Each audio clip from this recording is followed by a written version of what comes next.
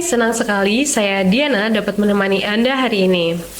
Berbagai hal yang menarik bakalan kita bahas pada hari ini, apalagi bintang tamu kita hari ini sangat spesial. Bintang tamu kita hari ini adalah mahasiswa dari Far Eastern University. Hi Ellie. Hi. How are you? Nice to meet you, Diana.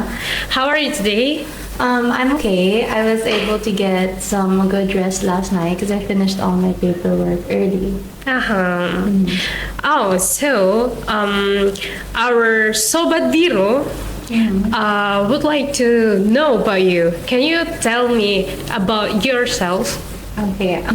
Hi, my name is Ellie. I'm studying special needs education in the Philippines in Far Eastern University, and I'm here as an exchange student. What motivated you to pursue a degree in special needs education? Well, I think I've always wanted to be a teacher. It started off actually as just watching my kindergarten teacher sign papers. And then, like, growing up, I started volunteering for certain organizations to help kids in need. Although, like, I found that teaching an entire section was overwhelming, although enjoyable. When I started volunteering for teaching special needs kids, that's when I was able to find that I was really interested in targeting their area. So I think that's why I chose special needs education specifically. And why did you choose the exchange program at Universitas Tidar? I'm just curious. Well, it was the first. It's actually this year is the first time I ever heard about the exchange program. But hearing about it, I knew it was going to be a big move because I knew that this program was not just going to be difficult academically, but it was going to be very difficult on a personal level since it's like my first time being away from my parents. It's my first time being on my own. So given that the university is actually a very credible university, my parents were able to allow me, even if they were strict. They're actually very strict when it comes to certain things, and I was also very surprised that they allowed me. And how did you prepare before coming to Indonesia? Well, before coming to Indonesia, my parents gave me a whole pep talk about what to do. They tried to teach me how to do the laundry, how to wash plates properly, how to fold my own clothes. So the preparation was more of I guess it was more of an independent way. Although I did have to prepare myself for the mental, spiritual, and emotional problems that I was going to face. It's very different being on your own and having no one to count on when you're tired. So these were things I was already able to foresee, and I was already able to prepare for before leaving. All right. So, what were your first impression upon arriving in Magelang?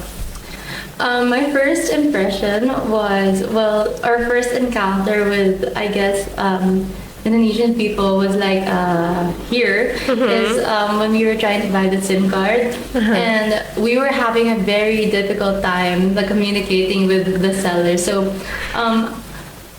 somebody had to come with us inside, if I recall. But like once we got out and I saw everybody, Mr. Lizda, you, family for the first time, that's when I think I actually sunk in. Okay, we're here. Okay, we're in a completely different country. It's a completely different culture. I mean, everybody was already acting. Everybody was already acting quite different.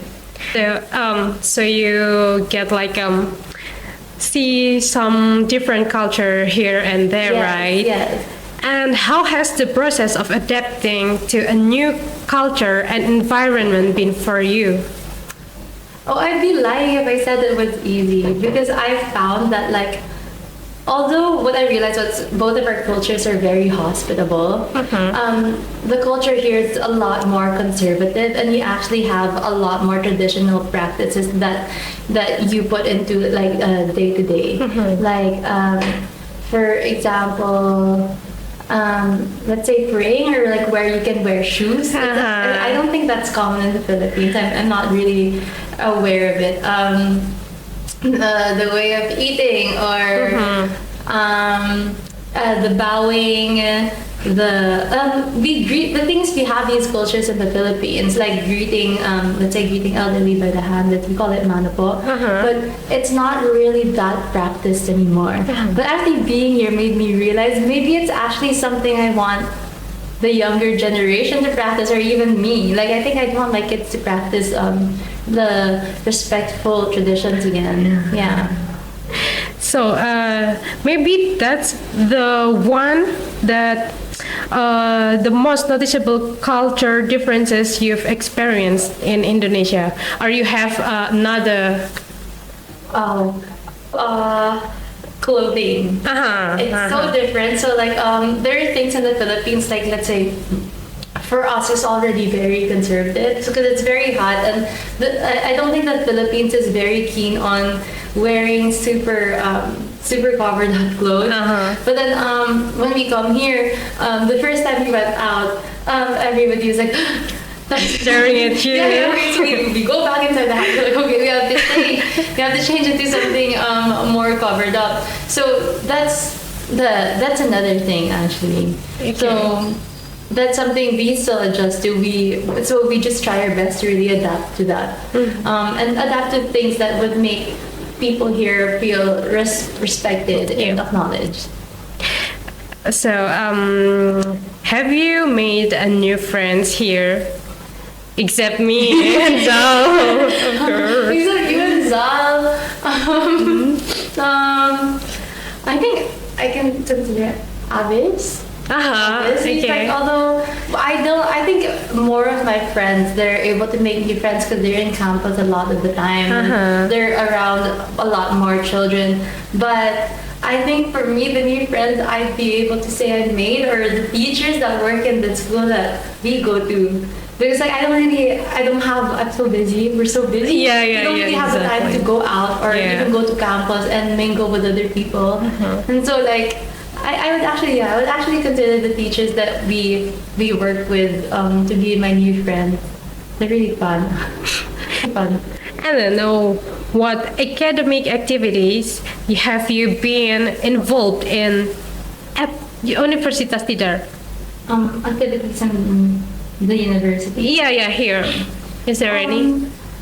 Well, of course, the first function, and then the second one was when my friends and I were invited to go to this. It was like a seminar or like in Budaya Resort. Yeah, where we were able to actually share some performances, like cultural dances that we showed teachers that were there. And also it was really fun to mingle with the teachers. Dance there. Yeah, we danced. I hosted for a bit of it, but my friends were able to give a cultural dance performance. They practiced really hard for it. So have you gained any practical experience in special needs education while you're here? Yeah. I would honestly say that's the best part about this trip. Like starting from the first day of me teaching, everything had already exceeded my expectations. Even the facilities, how they were maximized, how the teachers worked every day. They were all very it was actually very overwhelming to me. I was so happy with what I was seeing. I was so happy with what I was learning. You were also with me. Yeah. So even though we have we already have knowledge before going to the actual school, it's so different again. And when you interact with them and you're like, you have these little things they do, and you're like, oh, that's how. Okay, this is what I need to do. Because having one-on-one experience with the students really allows you to get to know them on a deeper level. It helps you see what they actually need as a whole class and as individuals. So it made me learn so much more.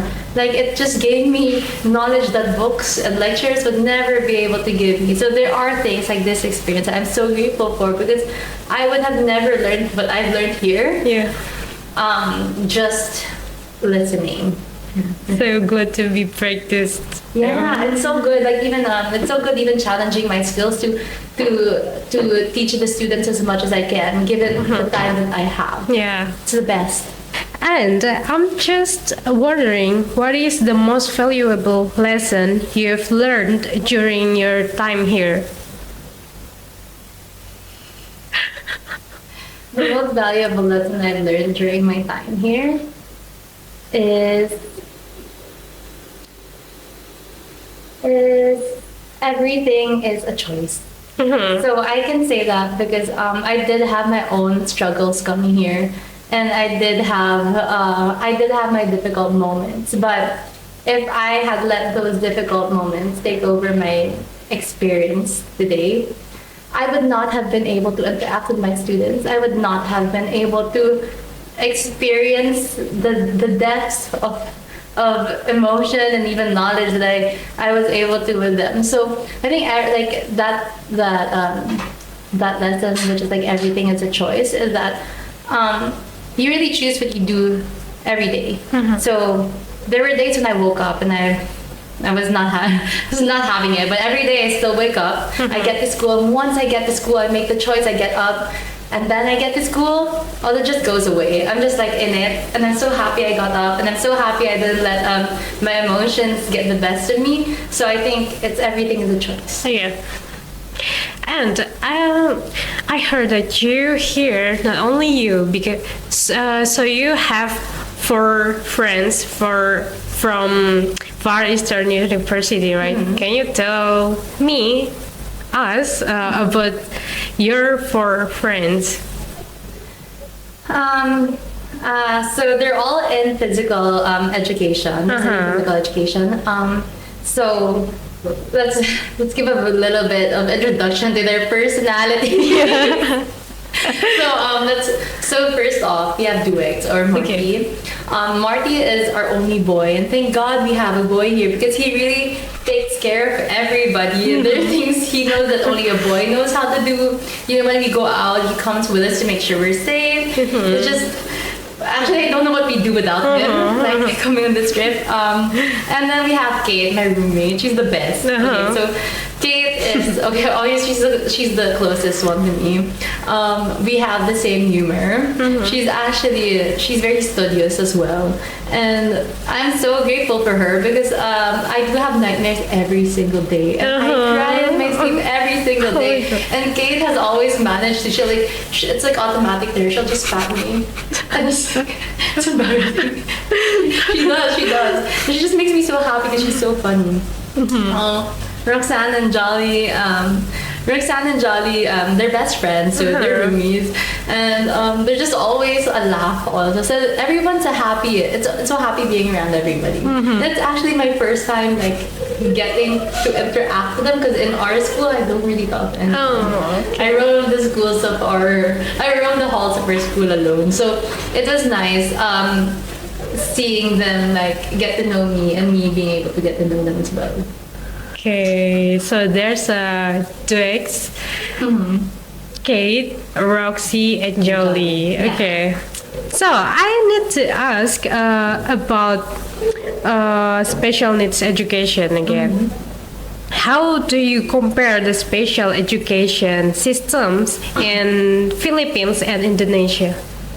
So one thing I did see was don't take my word for it because I haven't really explored the Philippines when it comes to special needs. Although what I did see is that for one, the Philippines has special needs education, but it's not all together. So there's one school for school for the blind and school for the deaf. We have those.